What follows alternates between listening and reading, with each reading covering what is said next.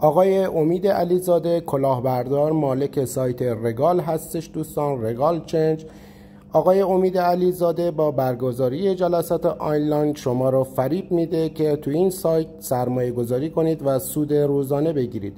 فریب نخورید. این آقا کلاهبردار هستش، با شراکت علی حسینی یا علی 5050 سایت رو راه اندازی کردن و شما فریب میدن که توی این سایت سرمایه گذاری کنید، ارز دیجیتال بذارید و سود روزانه بگیرید. بعد از سرمایه گذاری شما در 6 ماه میتونید فقط 5% اصل پولتون رو برداشت کنید. به هیچ عنوان اجازه برداشت نمیدن. ماهانه حدود $10 فقط شما میتونید بردارید.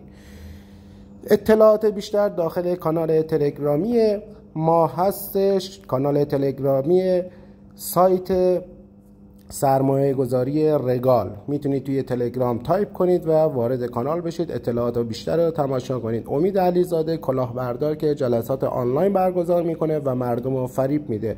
مراقب باشید، هوشیار باشید، فریب این سایت رو نخورید. $1 هم سرمایه گذاری کنید پولتون رفته.